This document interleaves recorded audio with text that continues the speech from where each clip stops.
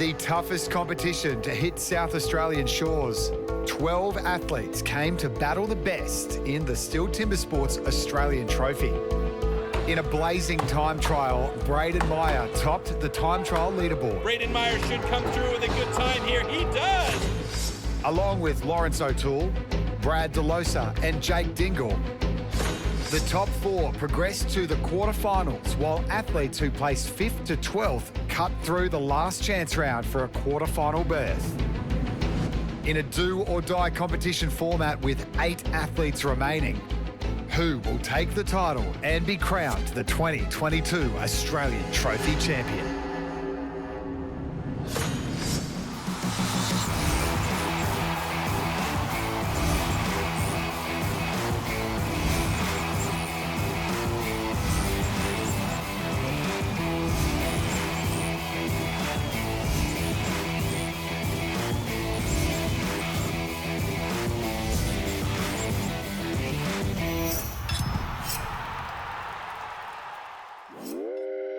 We're in Glenelg, South Australia, and in a competition that tests their mettle, our top 8 will need to cut and saw their way through a 4-discipline one-man relay in a head-to-head elimination battle. From the start, they need to cut a whole disc with the stock saw and complete the underhand chop as fast as possible. They return to the starting point where the single buck saw is waiting for them to cut one complete cookie. At the 4th and final discipline, they need to complete the standing block chop to beat their opponent and progress to the next round. Getting straight into the first quarter-final, a David versus Goliath battle between Brayden Meyer and Josh Bakes. So I think when you go up against one of the top fellas, you got to clear it out of your head a bit that they are so much better and you can't beat them. You can't think like that. If you go out there and go as hard as you can and keep pushing, you can always come out on top. For Meyer, he's putting out the challenge to his opponents. I put a lot of pressure on myself to be at the top. Been at the top since 2015, so I plan on staying there, and if someone wants to beat me, you can come and beat me.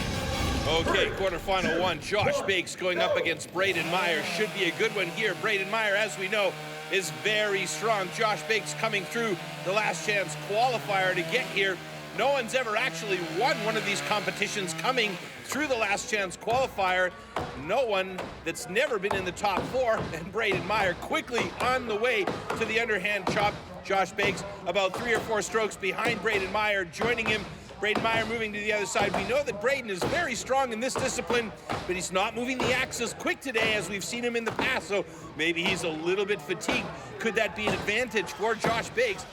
Doesn't look like it so far as Brayden moves to the single buck. Josh Bakes is still working to get through that underhand chop. Finally splits the log, but it's just not going, hanging on by a thread.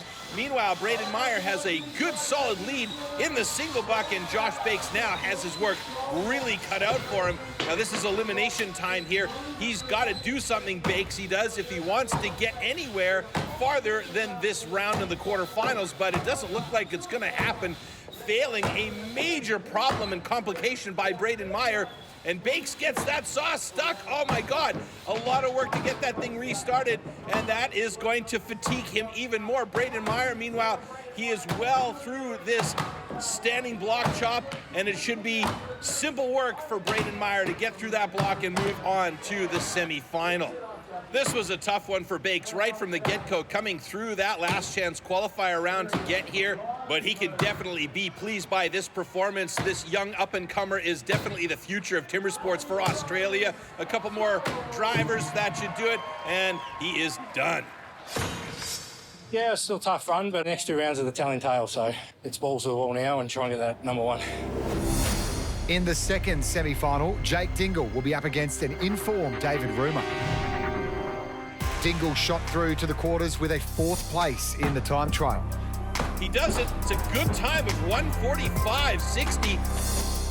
While Rumer has already had 2 runs surviving the last chance round. Oh boy, it's going to be close on the underhand chop, but it's Rumer that gets through first ahead of Jack Argent. So who will prevail in this quarterfinal bout? 3, 2, 1, go! And we're underway, both of them getting the stocks off quick and on the wood. Jake Dingle, though, with a definite lead here. distinctly ahead of Rumer in Stocksaw, and he will transition first to the underhand chop with an advantage. 3 strokes ahead of Dingle as they both now are on the underhand chop, but Dingle is very strong in this one, so this will be an opportunity for him to try and catch up a little bit. Oh, and a big slap takes out the GoPro camera on the front of the stage. Dingle first to the other side of his block, and he still has a slight lead over Rumer at the moment. Oh, and a final big driver swings through, and he moves over to the single buck now, well in advance of David Rumer. David Rumer has to really do a lot of work here to catch up. Oh my goodness, but a massive hookup by Dingle causes problems on the restart, and that gives a big chance to David Rumer to catch up.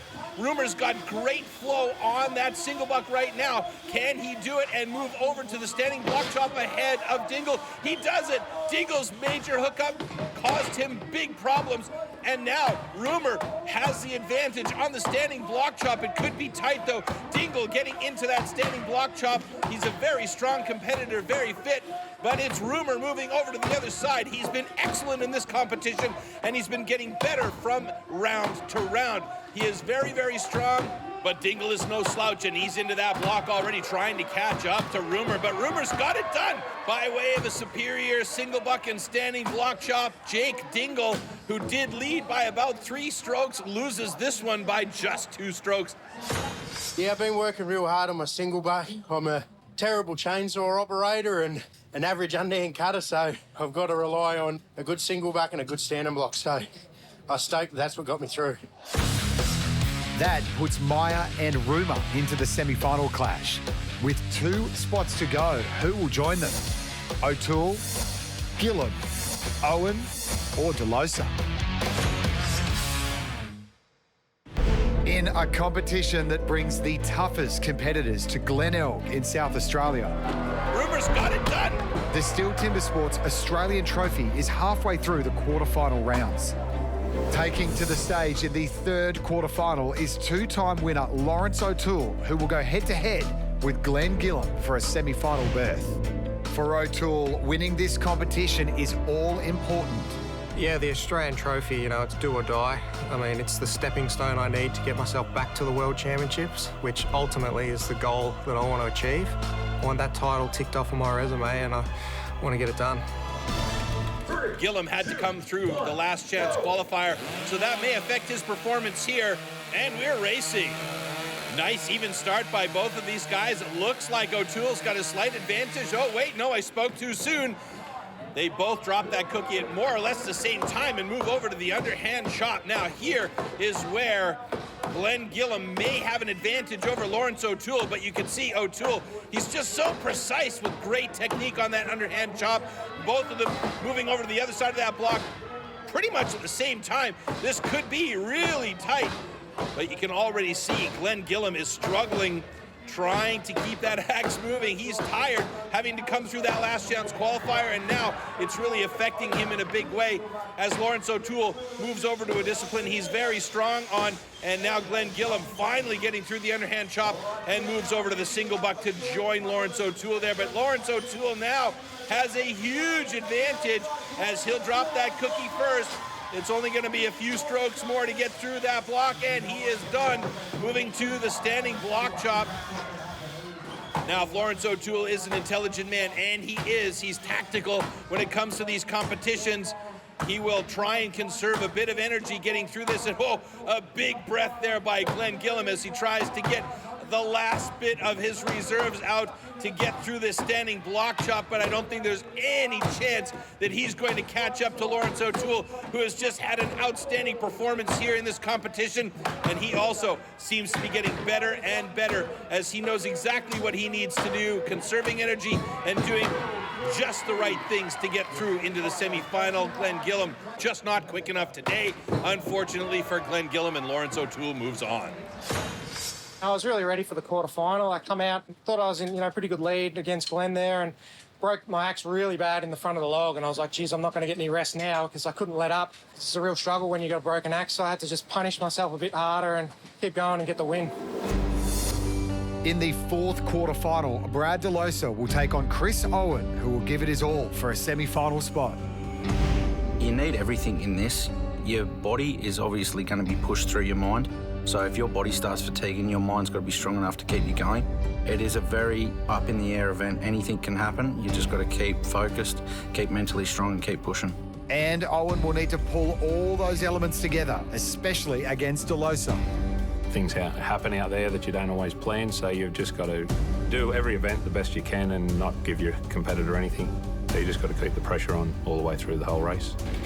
Brad Losa going up against Chris Owen, another guy coming through the last chance qualifier. And as we saw in the heat before, that really can affect your performance. Losa looking relaxed. He is in form in this competition as he drops his equipment and moves over to the underhand chop. Chris Owen not that far behind, about 4 strokes back, but oh boy, look at Chris Owen work that axe. He's very quick. He may well catch up to Brad Losa here. Brad Losa moves over to the other side, and now it's only about a 1-stroke advantage for Losa as Chris Owen continues to work well on the underhand chop. He's a big man, and he is very strong. Brad Losa looking good here, though, as he finally gets through and moves over to the single buck. We know that Losa is absolutely killer on this discipline as well as in this format.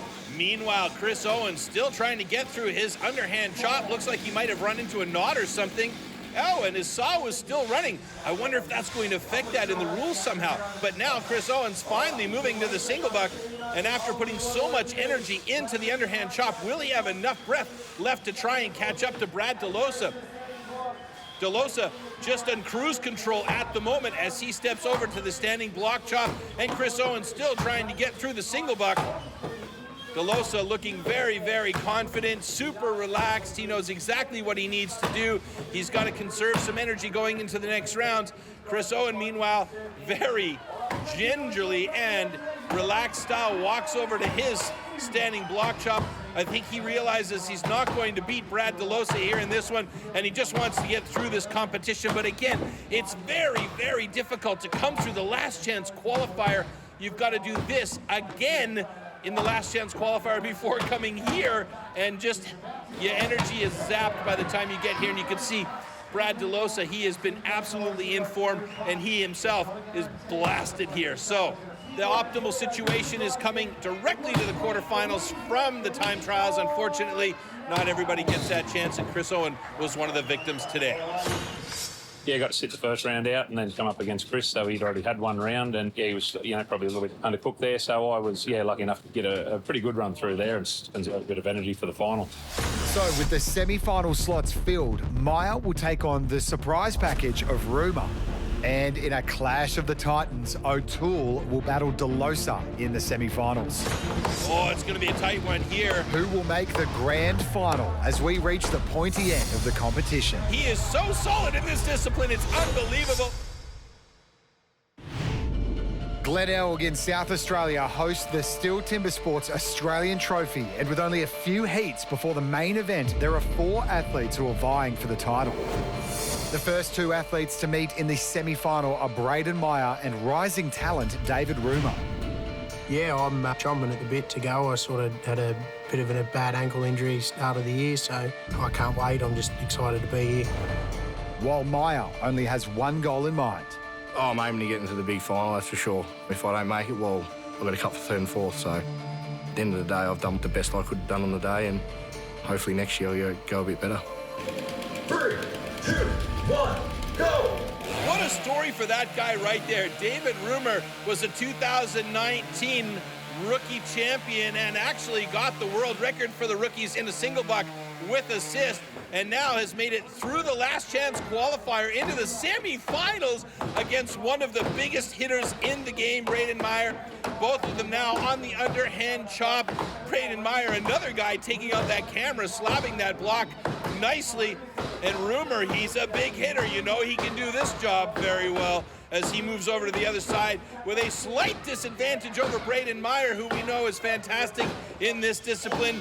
Meyer now moves over to the single buck, and he gets that saw started. Rumer about 8 or 9 strokes behind as he heads over to single buck, but you gotta give big props to David Rumer. He is the surprise athlete of the day, having come through that last chance qualifier, and he is in the semi-final against Brayden Meyer.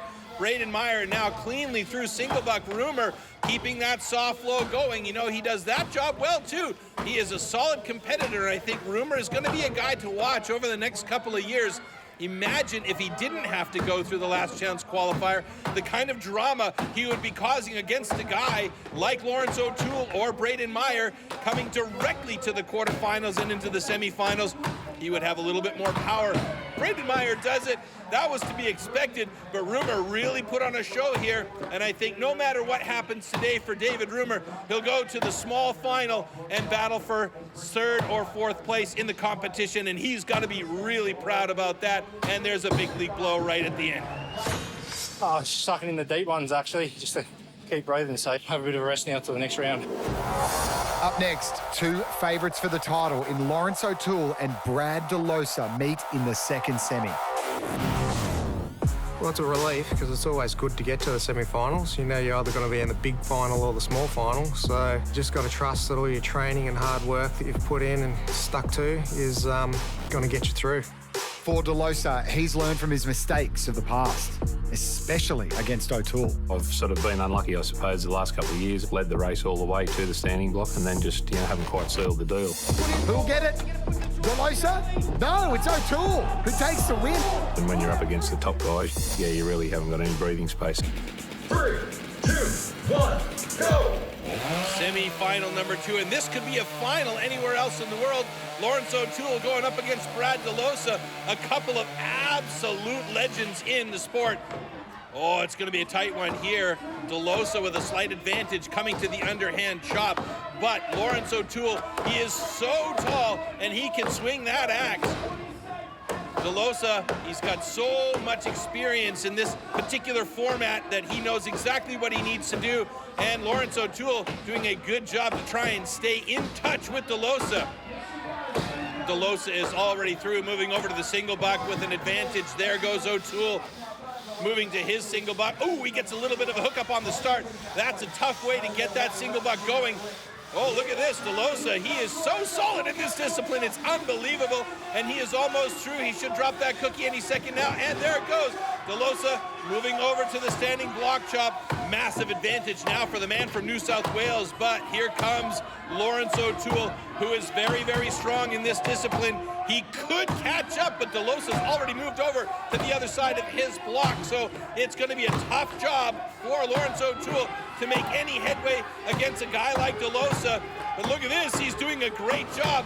Losa should come through, but Laurence O'Toole may well get there. No, he doesn't do it. Brad Losa drops the top of that block off. Laurence O'Toole about 3-4 strokes behind, and that last driver is just pure body language disappointment from O'Toole. It's always a good feat to win him, and something happy now to move into the final. And I'll have to be right on my game to give Brayden, a good run for sure. So the cream has risen to the top. Meyer will take on Losa in the grand final. He is not giving up because that axe is moving fast. Who will claim the Australian trophy title? The action hasn't stopped all day in Glenelg, South Australia for the STIHL Timbersports Australian Trophy, where the best athletes have cut and sawed their way to the finals. In the battle for third and fourth place, David Rumor found himself pitted against two-time event winner Laurence O'Toole. In a valiant effort, Rumor dug deep. Both of them go down at the same time, and heading over to the standing block chop, it is going to be a tight battle to see who is going to get that last step on the podium. Rumor moves over to the other side of his block. Laurence O'Toole looking pretty casual about moving over to the other side of his block. He is also looking a bit tired. I think the adrenaline's flowing heavy for David Rumor as he knows he's up against a massive competitor in Laurence O'Toole. A couple of more drivers for Rumor, and he's done it. He's beat the master. David Rumor will take third place on the podium, having taken down Laurence O'Toole in the small final, and that will do it for his day. My first podium for the Australian Trophy, I sort of got disqualified the first year in the elimination rounds, and last year I was a bit crook and didn't make it through the time trial, so to come through and get third is, it's unbelievable.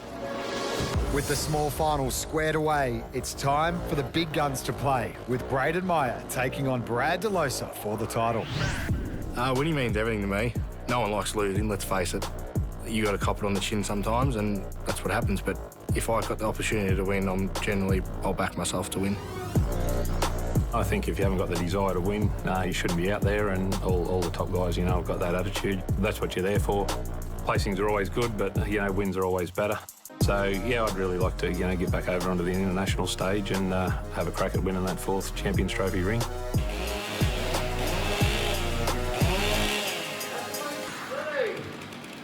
Three, two, one, go!